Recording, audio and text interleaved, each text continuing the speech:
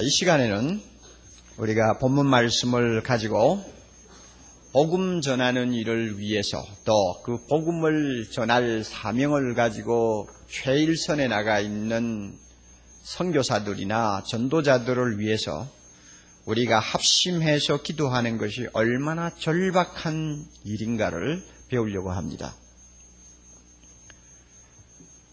우리 모두는 딱 끝까지 복음을 전하기 위해서 기도 많이 해야 된다 하는 이 통상적이고 상식적인 생각은 다 가지고 있습니다. 그러나 복음을 전하는 일을 위해서 얼마나 분초를 다투는 절박한 기도를 해야 되는가 하는 문제에 대해서는 그렇게 실감을 하는 분들이 많지 않은 것 같습니다. 선교를 위한 기도의 절박성, 이것이 오늘 우리가 읽은 본문 말씀이 주는 귀중한 교훈입니다. 먼저 우리가 본문 말씀을 통해서 좀 몇 가지 중요한 것을 정리할 필요가 있습니다.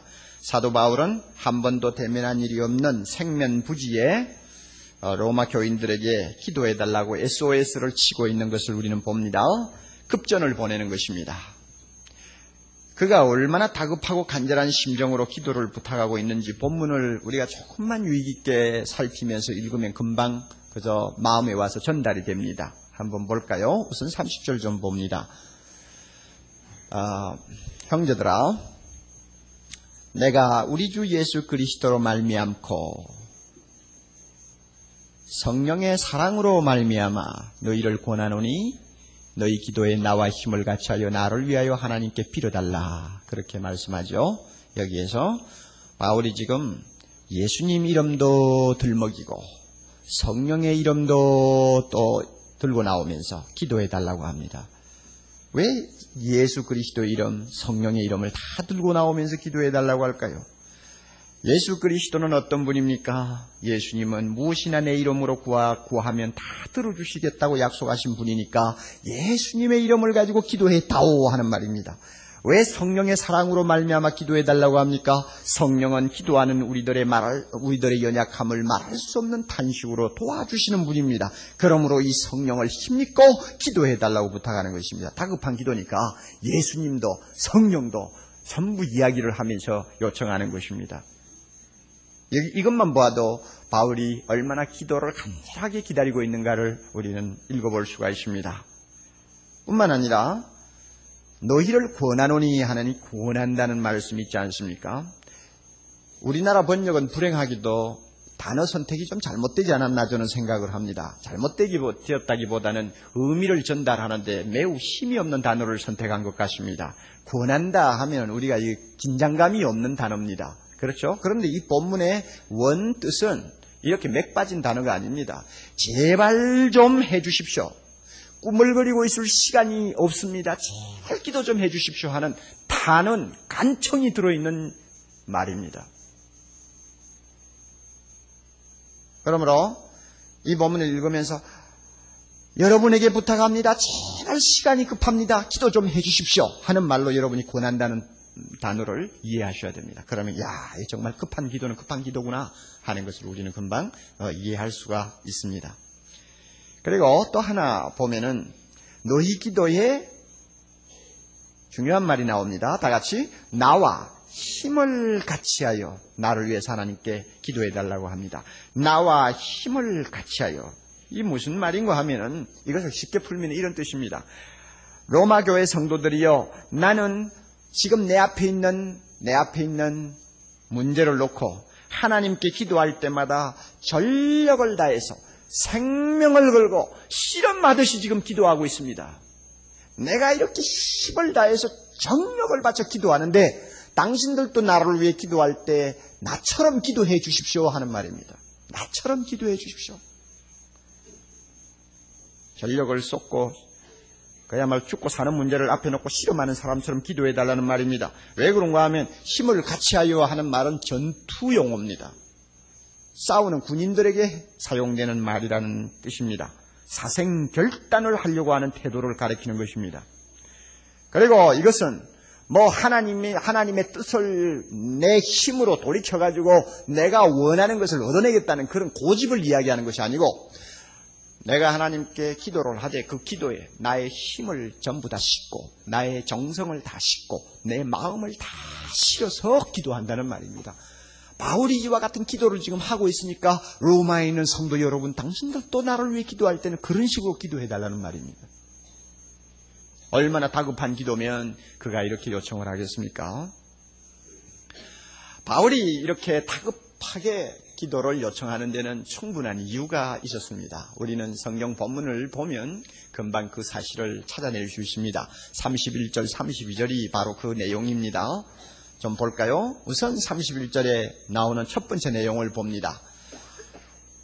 나로 하여금 유대에 순종치 아니하는 자들에게서 어떻게 하기를 기도해달라고 합니까? 구원받게 해달라고 기도합니다. 첫째로 바울은 자기가 여행하려는 길에 무서운 위기가 기다리고 있다는 것을 잘 알고 있었습니다. 구제헌금을 이방 교인들이 모으기는 했습니다마는 그것을 전할 수 있는 마땅한 사람을 구하기가 어려웠습니다. 아무래도 사도 바울이 가지 아니하면 안 될 것 같았습니다. 그리고 사도 바울 역시 하나님이 자기 마음속에서 네가 가라고 명령하는 것을 그는 항상 느끼고 있었습니다. 그러므로 만사제쳐놓고 자기가 가기로 결정을 한 것입니다. 그러나 그 당시 상황으로 볼 때에 예루살렘에 간다는 것은 바울 자신에게 있어서는 사자굴에 발을 들여놓는 것과 똑같았습니다. 바울을 반대하고 기회만 있으면 그를 죽이려고 하는 유대교 열성분자들이 교회 안에도 있었고 교회 밖에도 부지기수로 있었습니다. 바울을 찾지 못해서 못 죽이는 것이지 찾기만 하면 가만히 안 둔다 그것입니다. 바울이 활동하고 있는 이방 나라에서는 로마 법이 너무나 엄하게 다스리고 있으니까 함부로 사람을 죽이고 할 수는 없지만 예루살렘 성문 안에만 들어오면은 그까짓 거 한 놈 죽이는 건 문제가 아니다 하는 생각을 하는 사람들이 많이 있었습니다. 그러니 그 예루살렘으로 들어간다는 거 죽으러 가는 것이나 마찬가지죠. 왜 그랬을까? 이유는 간단합니다. 우리가 로마서를 통해서 지금까지 잘 보아온 것처럼 바울은 이방에 다니면서 복음을 전하는 사람입니다. 기쁜 소식을 전합니다. 그 기쁜 소식의 내용이 무엇입니까? 사랑하는 형제자매 여러분, 여러분들이 구원받기를 원합니까? 여러분의 죄 용서함을 받기를 원합니까? 그렇다면 유대인들처럼 율법 때문에 매일 필요가 없습니다. 여러분 율법을 아무리 지켜도 구원 못 받습니다. 여러분이 구원받기를 원합니까? 예수 그리스도를 믿으십시오. 그분은 여러분을 위해 십자가에 죽으시고 3일 만에 부활하셔서 우리의 주가 되신 분입니다. 그분만 믿으면 구원받습니다. 율법 지키지 못해도 큰 문제가 안 됩니다. 율법이 우리를 구원하지 못합니다. 바울이 전하는 기쁜 소식이 바로 이런 내용입니다. 그런데 유대인들의 귀에는 이 바울의 복음이 어떻게 들렸느냐? 오해를 100번 하고도 남을 정도로 잘못 들렸습니다. 야, 저놈 봐라. 하나님의 율법을 안 지켜도 된다고 가르치는구나. 아이, 저놈 봐라. 구원받는데 율법은 전혀 소용이 없다고 하는구나. 율법 무용론을 주장하는구나. 저거 가만히 두면 안 되겠다. 저거 가만히 두다가는 우리 율법의 권위를 땅에 떨어뜨리고 우리 유대인들의 채통을 말이 아니게 만들 위험이 있으니까 저 위험한 놈은 가만히 살려두어서는 안 된다 이것입니다.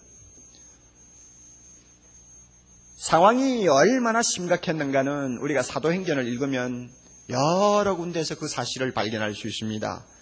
이제 예루살렘을 향해서 가려고 합니다. 이게 마지막일지 모른다는 상당히 위기감을 느낍니다. 그래서 예배소 교인들을 앉혀놓고 작별 인사를 하면서 사도 바울은 비장한 말을 이렇게 합니다. 사도행전 20장 22절부터 24절 말씀입니다. 보라, 이제 나는 심령의 매임을 받아 안 가면 안 된단 말입니다. 꼭 가야 된다는 그런 부담감을 갖고 예루살렘으로 가는데 저기서 무슨 일을 만날는지 알지 못하노라. 오직 성령이 각 성에서 내게 증거하여 결박과 환난이 나를 기다린다고 하시나 나의 달려갈 길과 주 예수께 받은 사명 곧 하나님의 은혜의 복음을 전하려 하는 일을 증거하는 일을 마치려 하면은 나의 생명을 조금 더 귀한 것으로 여기지 아니하노라. 죽어도 좋다. 죽을 각오하고 나는 가야 된다 하는 그의 결의를 우리는 이 본문을 통해서 알 수 있습니다. 실제 바울이 예루살렘에 발을 들여놓자마자 큰 소동이 일어났습니다. 만약에 천부장이 군사를 풀어가지고 바울을 그 군중 틈에서 둘러매고 나오지를 않았더라면 군중들에게 갈기갈기 찢겨서 살아남지 못했을 것입니다. 얼마나 대소동이 일어났는지 몰라요. 저놈 죽여라 하는 사람들이 수백 명, 수천 명이 달려들었으니 그 뭐 바울 하나 그거 뭐 짓밟아 죽이는 거, 찢어 죽이는 거 아무것도 아니죠. 그리고 그들 가운데서는 바울을 죽이지 아니하면은 먹지도 않고 마시지도 않겠다고 맹세를 한 결사대가 40명이 조직이 되어 있었습니다. 자기 주변에 항상 생명을 걸어야 하는 위험이 따라다니는 사람은 기도해달라고 부탁하지 아니할 수가 없는 것입니다. 바울이 얼마나 다급하게 기도를 원하고 있는가를 우리 여기서도 읽을 수 있습니다. 또 두 번째 이유가 나옵니다. 31절 중간쯤 보면 또 예루살렘에 대한 나의 섬기는 일을 성도들이 받음직하게 해달라고 기도하라고 했습니다. 이게 무슨 의미입니까? 예루살렘에 지금 구제 헌금을 가지고 가지 않습니까? 그 구제금을 갖다 주는 일이 잘 되도록 해달라고 기도하는 것입니다. 그들이 참 잘 받을 수 있도록 기도해달라는 말입니다. 이거 좀 이상하게 들려요. 기근이 들어서 지금 먹는 문제도 제대로 해결하지 못하고 어려움을 당하는 성도들에게 이방 교회가 모은 헌금을 갖다 주면 얼마나 그들이 감격하고 바뀌었습니까? 우리 생각에는 그렇죠. 그건 뭐 은혜스럽게 받도록 해달라고 기도 안 해도 될 문제 같은데요. 그러나 사실은 그렇지를 않았습니다. 세상에는 죽어도 좋은 말 못 듣는 경우가 참 많이 있습니다. 잘해 죽어도 욕먹는 일이 너무 많지 않습니까? 바울이 지금 처한 입장이 그와 비슷했습니다. 예루살렘에서 바울을 대적하는 자들은 그의 헌금을 받지 못하도록 방해할 것이 틀림없었습니다. 그들의 주장은 대충 이럴 수 있습니다. 바울이 가지고 온 그 구제금은 구제금이 아니다. 그것은 뇌물이다. 만약에 우리가 그것을 받으면 바울이 지금까지 다니면서 율법을 지키지 않아도 구원받을 수 있다고 떠드는 소리를 우리가 같이 동조하는 꼴이 될 테니까 그 돈 받으면 안 된다. 우리가 굶어 죽으면 죽었지. 그 돈 받으면 안 된다. 하고 들고 나올 것이 틀림이 없는 것입니다. 자, 이렇게 해서 예루살렘 교회가 바울의 헌금을 참 은혜스럽게 받지를 못하게 되면 이 가지고 간 사람의 처지가 얼마나 딱하게 됩니까? 그리고 그 어려운 사람을 돕겠다고 자기가 먹을 것도 아껴가면서 한 푼 두 푼씩 모아서 보낸 이방교회 성도들의 마음이 얼마나 상하겠습니까? 뿐만 아니라 사도 바울은 원래 예루살렘 교회와 이방교회가 좀 약간 좀 어색하고 불편한 그런 관계였습니다. 한쪽은 유대인들이고 한쪽은 헬라인들이니까 좀 불편한 관계가 있었는데 이번에 구제금을 갖다 줌으로써 그 두 관계를 참 은혜스럽게 서로 다시 화합시키고자 했는데 오히려 구제헌금을 가지고 갔다가 더 혹을 붙이는 꼴이 되어버리지 않을까. 얼마나 걱정스럽겠습니까? 그러니 기도해달라는 것입니다. 충분히 사도 바울이 왜 기도해달라는지 우리는 짐작할 수 있습니다. 세 번째로 기도해달라는 제목이 나오죠. 32절 나로 하나님의 뜻을 쫓아 기쁨으로 너희에게 나아가. 그 다음에 참 재밌는 말이죠. 다 같이 너희와 함께 편히 쉬게 하라. 편히 쉴 수 있도록 기도해달라는 것입니다. 바울은 빨리 예루살렘에서 일을 마치고 홀가분한 마음으로 로마에 가서 교인들과 좋은 시간도 갖고 그 다음에 그들로부터 위로도 받고 그 다음에 몸도 좀 푹 쉬고 좀 그렇게 하기를 원했습니다. 이것은 바울 역시 아무리 위대한 사도였지만은 연약한 인간이었기 때문에 피할 수 없는 중요한 사실이었습니다. 그렇지만 바울은 하나 조건을 붙입니다. 내가 아무리 예루살렘에 가서 쉬고 싶고 위로도 받고 싶지만은 하나님의 뜻일 때 이 일이 이루어지도록 해달라고 기도하라고 했습니다. 가끔 우리는 체험하지 않습니까? 내 소원하고 하나님의 뜻하고 잘 안 맞아 떨어질 때가 있습니다. 바울은 이걸 너무 잘 알고 있었습니다. 아무리 자기가 예루살렘에 가서 쉬고 싶고 위로받고 싶어도 하나님께서 아니다 하면 못 가는 것 아닙니까? 그러니 하나님의 뜻대로 되게 해달라고 기도하는 것입니다. 바울이 결국 어떤 예감이 있었던 것 같아요. 하나님의 뜻은 바울이 당장 로마에 가서 쉬는 것을 바라지 않았습니다. 뭘 보고 하느냐? 바울이 예루살렘에 가서 드디어 투옥되었고 나중에는 가이사랴 감옥에서 2년 동안 옥고를 치러야 했으며 로마에 갈 때도 편안한 여행을 한 것이 아니고 죄수가 되어가지고 쇠고랑을 차고 로마에 들어갔고 로마에 들어가서 성도들을 만나서 쉬면서 즐거운 시간을 가진 것이 아니라 2년 동안 또 로마 형무소에서 옥고를 치루었습니다. 하나님의 뜻은 따로 있었어요. 그러나 바울은 인간이기에 자기가 원하는 어떤 소원을 로마 교인들에게 알려주고 자기를 위해 기도해달라고 한 것입니다. 우리는 지금까지 바울의 긴급한 기도 요청이 왜 나왔는지 그리고 그 내용이 무엇인지에 대해서 알아보았습니다. 이제 우리에게 중요한 사실이 하나 남아 있습니다. 이 본문이 우리에게 주는 귀중한 교훈이 어디 있는가 하는 점입니다. 저는 세 가지로 정리를 해보았습니다. 오늘을 사는 우리에게, 교회를 다니는 우리에게, 예수를 믿는 우리에게 이 본문이 주는 교훈이 세 가지 있다고 생각합니다. 첫째로는 복음을 전하는 사역자들을 위해서는 바울이 요청한 세 가지 기도를 반드시 긴급한 기도로 해주어야 한다는 것입니다. 바울이 요청한 세 가지 기도 제목이 뭐죠? 첫째는 위험에서 건져달라 하는 기도입니다. 그렇죠? 위험에서 생명을 건져달라. 그 다음에 두 번째 기도 제목이 뭡니까? 자기가 지금 책임을 지고 하려고 하는 일이 잘 마무리될 수 있게 해달라. 즉 사역을 성공적으로 마칠 수 있게 해달라는 기도입니다. 세 번째 기도 제목이 뭡니까? 자기 개인적인 소원을 하나님이 들어주시도록 기도해달라는 것입니다. 이 세 가지입니다. 복음을 위해서 최일선에 나가서 일하는 선교사들은 이 세 가지 기도 제목이 항상 있습니다. 그들은 보이는 위험, 보이지 않는 위험에 늘 둘러싸여서 위협을 받고 있습니다. 건강과 생명에 위협을 받기 때문에 언제 무슨 일을 당할지, 언제 어떤 병에 걸려서 어려움을 당할지 아무도 예측을 못하는 것입니다. 그러므로 선교사들이 전도를 며칠간 계획하고 나갈 때 가족들과 인사하면서 이것은 마지막일지 모른다고 하는 각오를 항상 하고 인사를 하게 됩니다. 아프리카나 남미나 동남아 등 적도 근방에 있는 지역에서 일하는 선교사들은 그곳에서 적응하기 위해서는 말라리아 등 각종 무서운 질병과 싸우면서 몇 번의 사선을 넘어야 합니다. 7, 80년 전만 하더라도 저 검은 아프리카 대륙은 백인 선교사의 공동묘지로 소문이 나 있었습니다. 갔다 하면 죽는 거예요. 선교사 따라서 간 어린 철부지의 자녀들이 제대로 피워보지 못하고 그 자리에서 죽는 거예요. 그러므로 선교사들이 가는 곳마다 선교사들의 묘지가 있어요. 묘지 있는데 가보면 다 늙어서 진갑, 해갑 다 지나고 죽은 거 아니에요. 다 젊어서 젊은 나이에 꽃다운 나이에 피워보지도 못한 어린애들이 죽어서 묘지에 전부 십자가 세우고 묘비를 써놓은 거 보아요.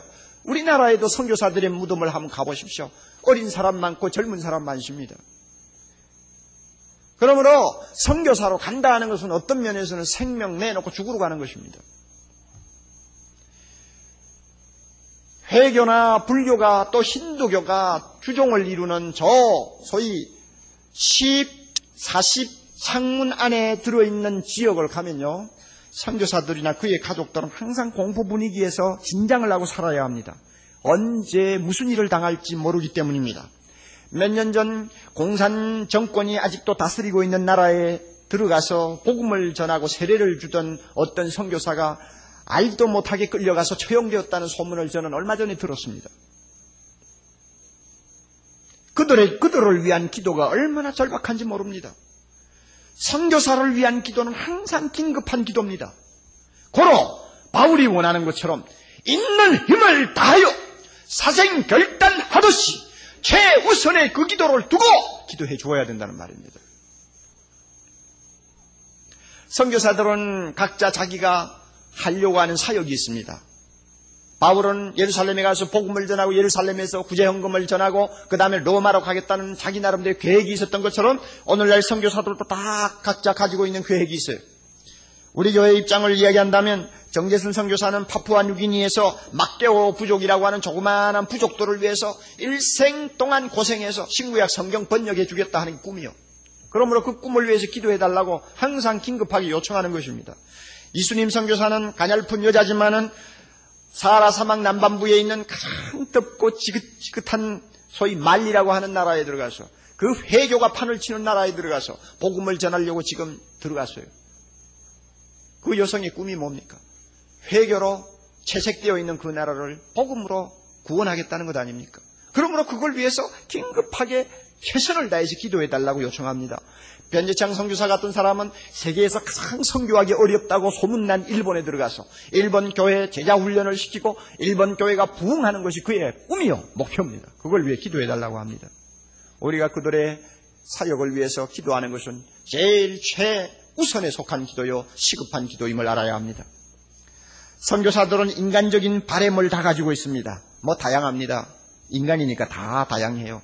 중요한 것도 있지만 사소한 것도 많이 있습니다.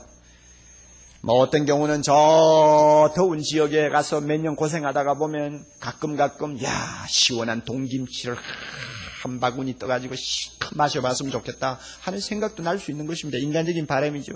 여러분이 그런 것을 써놓은 편지를 받았다고 해서 이 사람 선교사로 간 사람이 믿음이 이렇게 없어 하고 욕하면 안 됩니다. 인간이기 때문에 얼마든지 그런 인간적인 바람이 있을 수 있습니다. 그 문제를 놓고 기도해 주어야 합니다. 만약에 우리가 합심해서 힘을 다해 동김치를 위해 기도한다면 하나님께서 하늘로부터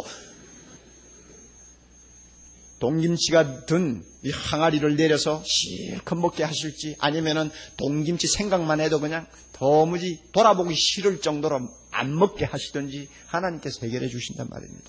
그러나 인간이기 때문에 우리가 그런 기도를 해줘야 된다는 것입니다.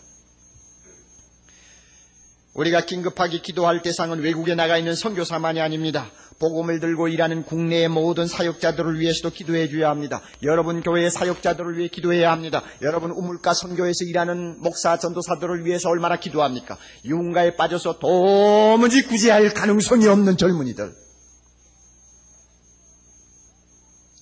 정신도 완전히 병들고 몸도 점점 병들어 40대만 넘어가면 폐인이 되기 알맞은 사람들, 예수 아니면 그들의 생은 절망입니다. 그들을 한 명이라도 구해보려고 노력하는 우리 교회 우물가 선교회 사역자들을 위해 여러분이 얼마나 기도합니까? 구로공단 가보십시오. 하루 종일 생산 공장에 들어가서 귀가 푸드럭 라디오에 듣기 싫은 소리를 들어가면서 노래를 들어가면서 기계처럼 움직이는 우리 10대 청소년들, 그들에게 꿈이 어디 있고 여러분 그들에게 소망이 어디 있습니까? 저녁에 나오면은 들어가는 곳이 전자오락실 아니면은 남녀 끼고 돌아다니면서 탈선하는 것, 아니면 술 마시고 나중에는 곤드레 취하는 것입니다. 그들을 한 명이라도 구해보겠다고 구로공단에 가서 수고하는 우리 교회 사역자들을 위해서 여러분이 얼마나 기도합니까? 다급한 기도입니다. 힘을 다해야 되는 기도입니다. 여러분이 대각성 전도 집회를 놓고 얼마나 다급한 마음을 가지고 힘을 다해 기도합니까? 왜 기도해야 합니까? 복음을 전하는 일이기 때문에 그렇습니다. 두 번째로 우리가 배워야 될 교훈이 있습니다. 합심해서 중보 기도하는 것은 엄청난 효력을 가져다 준다는 것을 바울처럼 믿어야 한다는 것입니다. 바울은 이것을 잘 알고 있었습니다.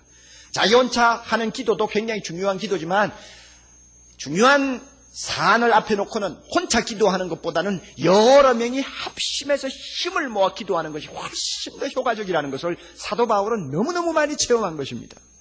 그러므로 생전 보지도 못한 로마 교회를 끌어들여서 자기 기도를 하도록 요청하는 것을 우리는 봅니다. 중보 기도는 엄청난 효력이 있다는 것을 우리 모두 믿어야 합니다. 바울은 지금 이렇게 이야기하는 것입니다. 여러분, 로마 교인들이요, 나의 어려운 문제를 놓고 나 혼자 기도해도 되겠지만은, 그러나 여러분들이 합심해서 나를 위하여 중보 기도해주면 역사가 일어납니다. 아무리 예루살렘이 사자굴처럼 위험해도 하나님이 그곳에서 나를 건져주실 것입니다. 여러분이 합심해서 기도만 하면 내가 가지고 가는 구제 헌금이 큰 열매를 맺을 것입니다. 내가 소원하는 것 반드시 하나님이 들어주실 날이 올 것입니다. 합심해서 기도하십시오. 힘을 다해 기도하십시오. 가급적 움직이면 여러 명이 모여서 기도하십시오. 그러면 두려울 것이 없습니다. 바울이 그렇게 지금 주장하는 것입니다. 왜? 사도 바울은 그런 재미를 너무 많이 봤기 때문에 그렇습니다. 우리 예수님이 이것을 확증해 주셨습니다. 예수님도 겟세마네 동산에 올라가서 너무 외롭고 답답하고 가슴이 아플 때 기도해달라고 제자들 보고 요청하는 거 보았지 않습니까? 나와 함께 깨어있으라 기도하라 그 말입니다. 그리고 주님이 마태복음 18장 29절에 분명히 우리에게 가르쳐 주셨습니다. 진실로 내가 너희에게 이르노니 너희 중에 몇 사람이 두 사람이 하늘에서 아니면 땅에서 어떻게 기도해? 서로 등을 돌리고 기도해? 합심해서 기도해? 합심하여 몇 가지 기도를 하라고 그랬어요. 무엇이든지 하늘에 계신 내 아버지께 구하면 우리 아버지께서 저희를 위하여 이루어 주시리라. 얼마나 멋있습니까? 여러분, 무엇이나 나 혼자 기도해서 해결할 수 있다고 생각하는 것은 일종의 영적 교만입니다. 다른 사람 기도 안 해줘도 돼. 나 혼자만 기도해도 돼. 교만이에요, 교만. 또 합심해서 기도해 주어야 될 일을 놓고도 기도해 주지 않는 것은 일종의 죄입니다. 바울처럼 합심 기도하는 그 기도의 막강한 힘과 능력을 믿어야 합니다. 믿습니까? 믿어야 합니다. 믿으시기 바랍니다. 한 사람의 부르짖는 소리보다 두 사람의 소리가 더 멀리 울립니다. 두 사람의 기도보다도 10사람의 기도가 모이면 더 큰 위력을 나타냅니다. 마귀는 한 사람이 꿇어앉아 기도하는 것을 보고는 별로 두려워하지 아니할 것입니다. 그러나 100사람이 뭉쳐서 기도하는 것을 보면 마귀의 얼굴이 안색이 파랗게 질립니다. 왜? 그 기도가 큰 역사를 이루는 것을 마귀도 아니까. 하나님께서는 한 사람이 간간히 부르짖는 소리를 들으실 때보다도 여러 사람이 함께 합심하여 부르짖으면 다른 일 제쳐놓고 그 일부터 먼저 들어주신다고 저는 믿습니다. 믿습니까, 여러분? 바울처럼 이 사실을 믿어야 합니다. 이 사실을 믿으세요. 우리 교회가 후원하고 있는 문모세 선교사라고 하는 분이 있습니다. 그가 이제 모든 준비를 갖추고 회교가 판을 치는 어느 나라 소위 P국에 입국을 하려고 하는데 정식 선교사 이름으로는 절대 못 들어갑니다. 그러므로 비자 받기가 대단히 어렵습니다. 비자 받는 문제를 놓고 고민을 합니다. 굉장히 어렵다는 것을 알고 있기 때문에 그렇습니다. 그래서 우리 교회 몇 분에게 기도해달라고 요청을 했습니다. 특별히 문선교사를 위해서 기도해주는 그룹이 있나 봐요. 황강섭 집사님 부부 같은 분, 특별히 그를 위해 기도해주는 분들이 있어요.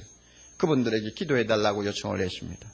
그래서 황 집사님이 여자 19교구 다락방 또 남자 58교구 다락방에다가 특별히 이 비자 받는 일을 위해서 기도해달라고, 합심해서 기도해달라고 요청했습니다. 그리고 새벽 기도하는데도 나와서 기도 제목으로 내놓았습니다. 그래서 열심히 다들 기도했습니다. 지난 9월 9일자 편지로 문 목사님이 문선교사가 답을 보내왔습니다. 그 내용을 저도 보았는데 이제 비자 받으러 가는 날입니다.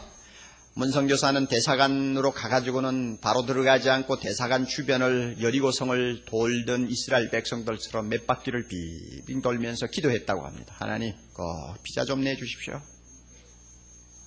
그리고는 몇 바퀴 돌고는 들어가서 이제 비자 신청을 했는데 며칠 있다가 오라고, 내일 다시 오라고 그렇게 말을 하는 것이었습니다. 그래서 이 문선교사는 내일 오는 것보다도 오늘 좀 내달라고 간청을 했다고 합니다. 그랬더니 오후에 오라고 그러더래요. 그래서 이제 오후에 시간 맞추어서 다시 대사관을 갔습니다. 갔더니 직원이 한마디의 질문도 하지 않고 한 푼의 통행료도 받지 않고 1년짜리 비자를 내주었습니다. 할렐루야. 이거 우리는 상황을 모르니까 그까짓 거 비자 받는 게 뭐냐 하겠지만 보통 어려운 문제가 아닙니다. 뒤에서 열심히 기도해 주니까 역사가 일어나는 것입니다. 합심해서 기도해 주니 역사가 일어나는 것입니다. 믿으시기 바랍니다. 어떤 선교사의 이야기입니다. 두개골이 깨어졌습니다. 심각한 내진탕에 상처를 입고 3주 동안 병원에 누워서 지금 심한 고통을 당하고 있었습니다. 몇 시간마다 진통제를 맞지 아니하면 그 고통을 버틸 수가 없는 괴로움을 당했습니다. 그 꼴을 보다 못한 선교사 부인이 아무래도 고국에서 자기들을 위해 기도해 주는 분들에게 연락을 해서 합심해서 기도해야 되겠다고 생각을 했습니다. 너무 오지에가 있었기 때문에 전화도 없고 그래서 무선 통신을 사용하는데 선교사 부인이 무선 통신기 앞에 앉았습니다. 그리고 무전을 쳤습니다. 그 시간 마침 고국에 있는 모 교회, 그 자기 출신 교회 담임 목사 부인이 기도회에 참석하려고 막 일어서려다가 그 무선을 받은 것입니다. 그래서 그 내용을 다 알았습니다. 드디어 그 교회에 기도가 폭발했습니다. 중보 기도가 폭발한 것입니다. 그 선교사를 위해서 모인 사람들이 그냥 힘을 다해 하나님 앞에 기도했는데 놀랍게도 그 시간부터 진통제 필요 없었습니다. 고통에서 완전히 벗어났습니다. 놀라운 일이 일어날 수 있습니다. 합심해서 기도하면 놀라운 일이 일어납니다. 이와 같은 재미를 보는 사람들은 조그만한 일이 있어도 기도해달라 부탁하게 되고 큰 일이 있어도 기도해달라고 부탁하는 사람이 됩니다. 그리고 남이 어려움을 당한 걸 보면 기도 안 해주고는 못 견딥니다. 그것도 한두 사람 기도하면 마음에 차지도 않습니다. 가급적이면 많은 사람이 모여서 기도해 주기를 원합니다. 왜 그런가? 재미 봤으니까 그렇습니다. 재미 봤으니까. 그 기도의 능력을 알기 때문에 그래요. 우리 모두가 이 능력을 믿으시기를 바랍니다. 이 능력 믿고 우리도 합심해서 기도하는 사람 되어야 합니다. 세 번째로 우리가 배워야 할 교훈이 있습니다. 복음을 전하는 일과 관계되는 기도일수록 힘과 정열을 다 쏟는 전투적인 기도를 해야 한다는 것입니다. 선교사를 위해서 기도합니까? 내가 전도하기 위해서 기도합니까? 또 대각성 전도 집회를 위해서 기도합니까? 전부 복음 전하는 것과 관계되는 기도라 말입니다. 이 기도는요, 힘없이 하면 안 됩니다. 이거는 사력을 다해서 힘을 쏟아서 기도해야 됩니다. 왜? 이것은 영적 싸움이기 때문에 그렇습니다. 복음을 전한다는 것은 마귀에게 선전포고를 하는 것입니다. 가만히 잠자고 있는 마귀를 일부러 가서 발로 차가지고 깨워놓는 것과 똑같습니다. 복음을 전한다는 것은 다윗이 물맷돌을 가지고 골리앗을 향해서 나가는 것과 똑같습니다. 이것은 영적 전투요 도전입니다. 죽고 사는 문제가 걸린 것입니다. 그러므로 기도를 해도 힘없는 기도하면 안 됩니다. 우리가 복음을 들고 나가려고 하면 군대 마귀가 일어섭니다. 선교사가 하나 제대로 준비해서 나가려면 마귀가 얼마나 갖가지 야비한 수단을 가지고 방해하고 시험하는지 모릅니다. 왜 그러냐? 마귀가 가장 싫어하는 거 복음 전하는 것입니다. 왜? 복음을 전해서 어떤 사람이 예수 믿게 되면 자기 부하가 하나 없어지고 자기 백성이 하나 없어지는 것이니까 싫다 그것입니다. 그러면 끝까지 죄와 사망의 사슬을 꽉 묶어가지고 자기가 질질 끌고 다니기를 원하지, 그건 놓아주기를 원하지 않는단 말입니다. 그러니까 자기 종을 뺏어가려고 하는 것이니까 얼마나 발악을 하겠습니까? 그러므로 복음 전도할 때는, 복음 전하는 일을 위해서 기도할 때는 보통 기도해서는 안 됩니다. 우리가 왜 대각성 전도 집회를 놓고 6개월 동안 기도합니까? 이유가 있어요, 여러분. 주일날 적당히 예배 시간에 예배나 참석해서 편안하게 예배 보고 설교 말씀 들으니까 마음이 편안해져서 또 살맛이 좀 나서 돌아가고 오후에 날씨 좋으니까 저 들이나 산에 가서 실컷 놀다가 돌아오면 그런 사람 보면 마귀는 그저 손도 안 댑니다. 그건 못해봐야 소용도 없는 사람들이니까 상대가 돼야 되지. 교회가 날마다 그런 식으로 그저 돌아가면 마귀는 그저 껄껄껄껄 웃으면서 제 할 일 다 할 거예요. 11월 첫째 주일 마지막은 아마 단풍 계절이라고 내가 들었는데 지금 내장산에는 그냥 불이 나가지고 지금 소방수가 지금 달려가느라고 야단이라고 그래요. 온 산이 빨갛게 물이 들어서니 나도 가고 싶거든. 사실 저도 가고 싶어요. 저도 인간이니까 그 속에 가서 좀 단풍도 즐기고 좀 멋있게 좀 지내고 싶은데 그거보다 더 중요한 건 뭡니까? 하나님께 예배 드리는 거란 말이에요. 그런데 오늘 불행하게도 그곳에 끌려간 분들이 좀 있을 거예요. 불쌍한 사람들입니다.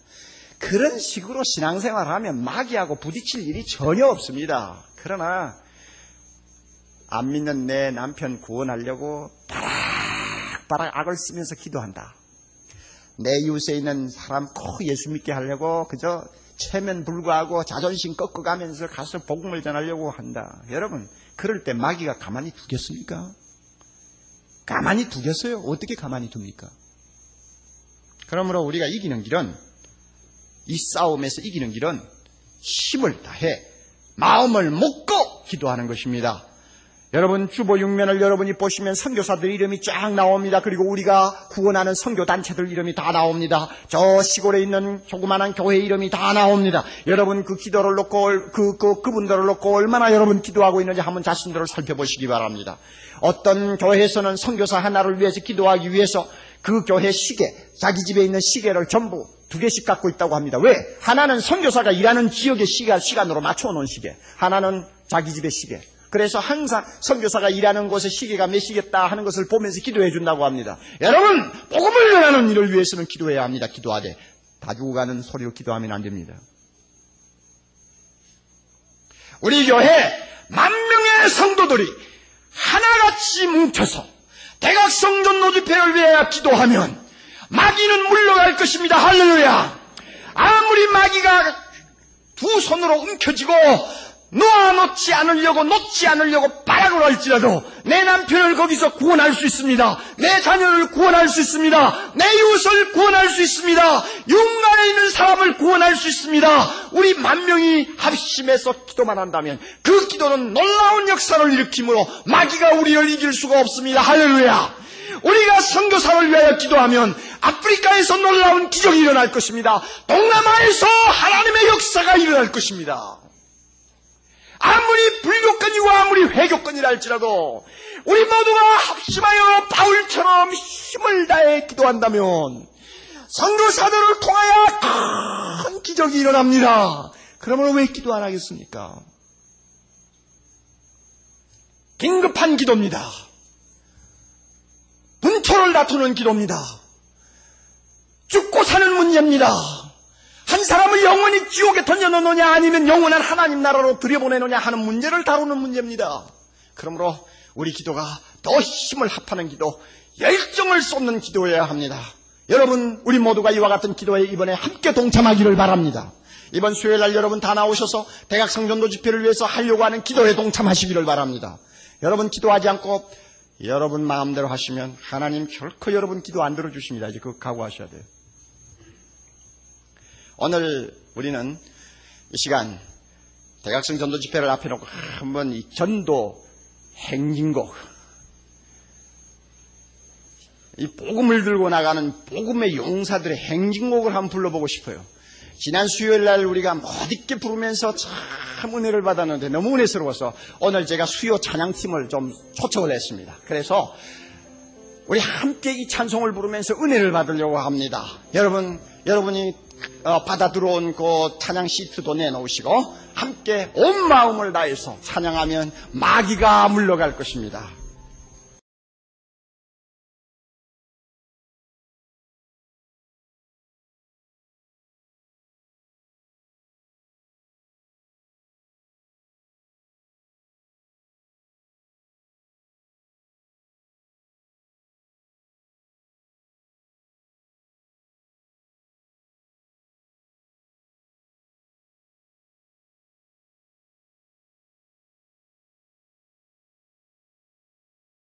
이 시간에는 우리가 본문 말씀을 가지고 복음 전하는 일을 위해서 또 그 복음을 전할 사명을 가지고 최일선에 나가 있는 선교사들이나 전도자들을 위해서 우리가 합심해서 기도하는 것이 얼마나 절박한 일인가를 배우려고 합니다.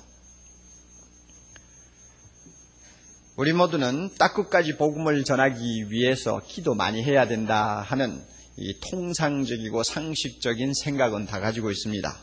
그러나 복음을 전하는 일을 위해서 얼마나 분초를 다투는 절박한 기도를 해야 되는가 하는 문제에 대해서는 그렇게 실감을 하는 분들이 많지 않은 것 같습니다.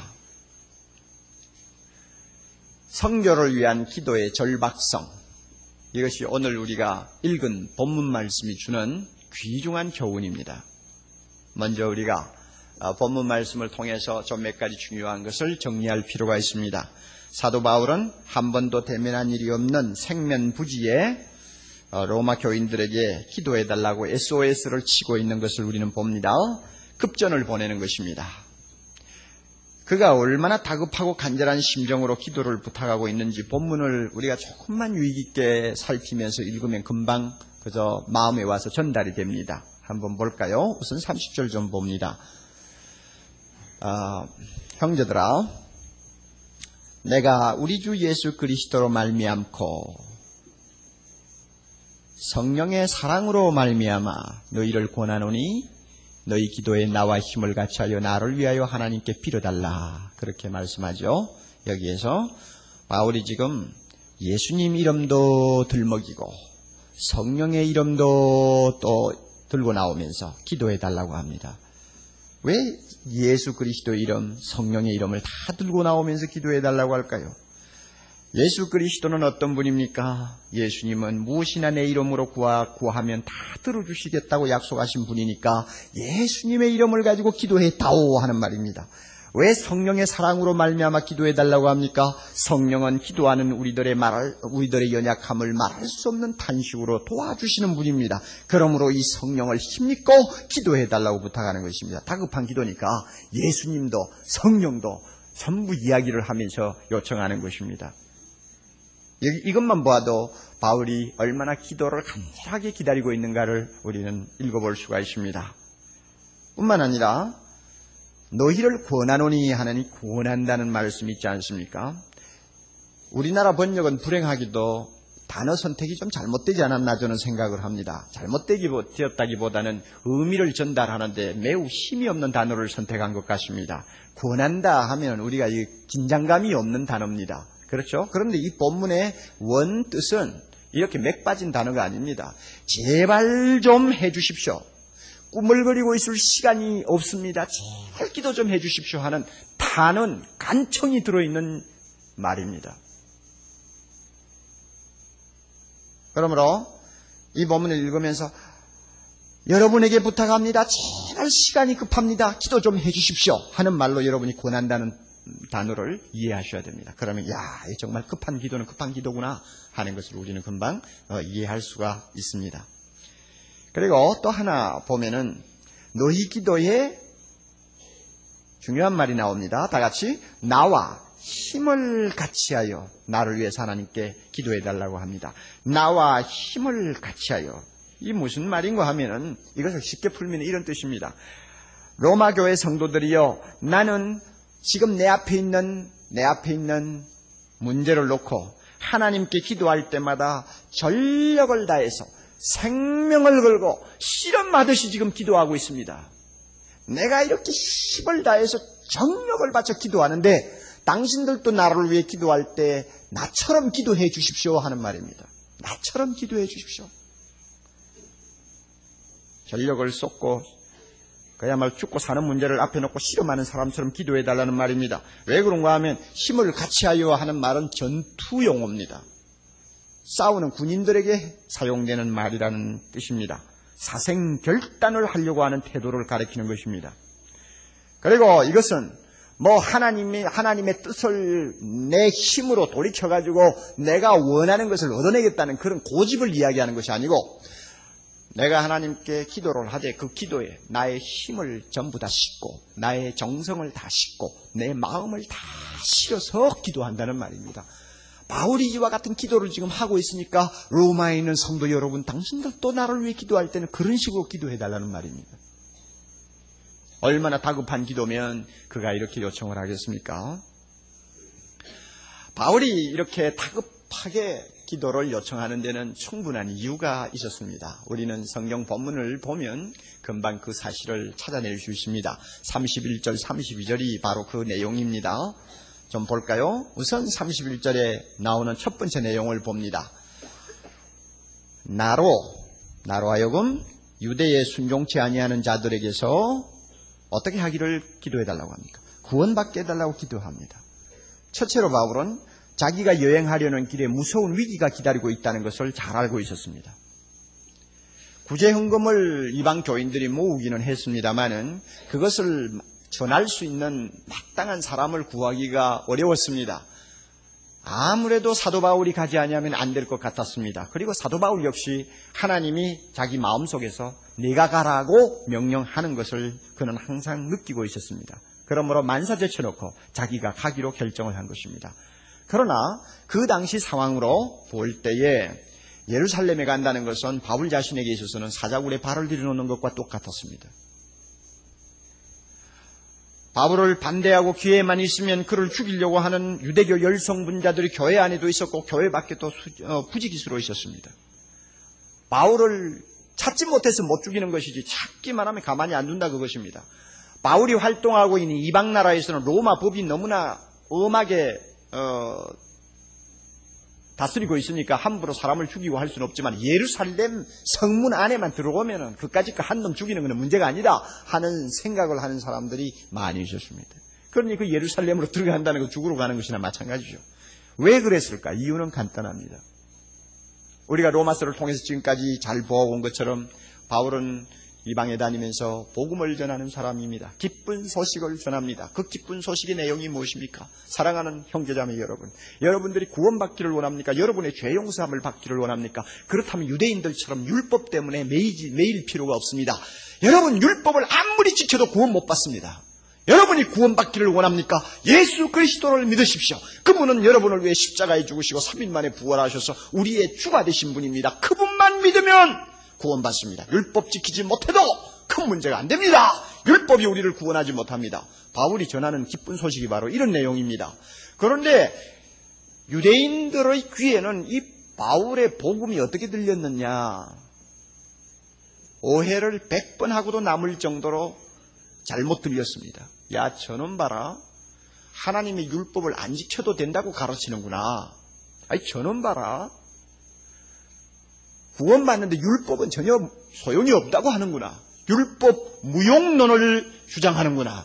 저거 가만히 두면 안 되겠다. 저거 가만히 두다가는 우리 율법의 권위를 땅에 떨어뜨리고 우리 유대인들의 채통을 말이 아니게 만들 위험이 있으니까 저 위험한 놈은 가만히 살려두어서는 안 된다 이것입니다. 상황이 얼마나 심각했는가는 우리가 사도행전을 읽으면 여러 군데에서 그 사실을 발견할 수 있습니다.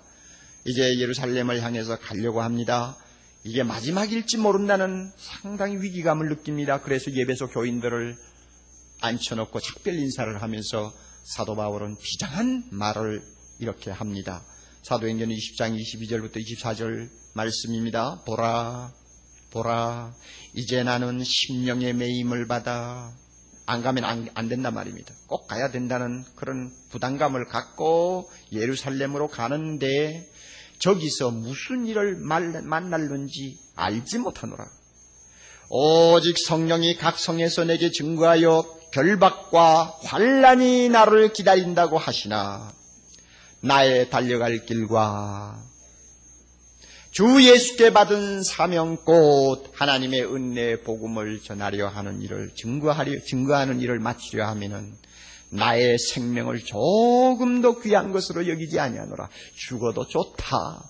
죽을 각오하고 나는 가야 된다 하는 그의 결의를 우리는 이 본문을 통해서 알 수 있습니다. 실제 바울이 예루살렘에 발을 들여놓자마자 큰 소동이 일어났습니다. 만약에 천부장이 군사를 풀어가지고 바울을 그 군중 틈에서 둘러매고 나오지를 않았더라면 군중들에게 갈기갈기 찢겨서 살아남지 못했을 것입니다. 얼마나 대소동이 일어났는지 몰라요. 저놈 죽여라 하는 사람들이 수백 명, 수천 명이 달려들었으니 그 뭐 바울 하나 그거 뭐 짓밟아 죽이는 거, 찢어 죽이는 건 아무것도 아니죠. 그리고 그들 가운데서는 바울을 죽이지 아니하면은 먹지도 않고 마시지도 않겠다고 맹세를 한 결사대가 40명이 조직이 되어 있었습니다. 자기 주변에 항상 생명을 걸어야 하는 위험이 따라다니는 사람은 기도해달라고 부탁하지 아니할 수가 없는 것입니다. 바울이 얼마나 다급하게 기도를 원하고 있는가를 우리는 여기서도 읽을 수 있습니다. 또 두 번째 이유가 나옵니다. 31절 중간쯤 보면 또 예루살렘에 대한 나의 섬기는 일을 성도들이 받음직하게 해달라고 기도하라고 했습니다. 이게 무슨 의미입니까? 예루살렘에 지금 구제 헌금을 가지고 가지 않습니까? 그 구제금을 갖다 주는 일이 잘 되도록 해달라고 기도하는 것입니다. 그들이 참 잘 받을 수 있도록 기도해달라는 말입니다. 이거 좀 이상하게 들려요. 저 기근이 들어서 지금 먹는 문제도 제대로 해결하지 못하고 어려움을 당하는 성도들에게 이방 교회가 모은 헌금을 갖다 주면 얼마나 그들이 감격하고 바뀌었습니까? 우리 생각에는 그렇죠.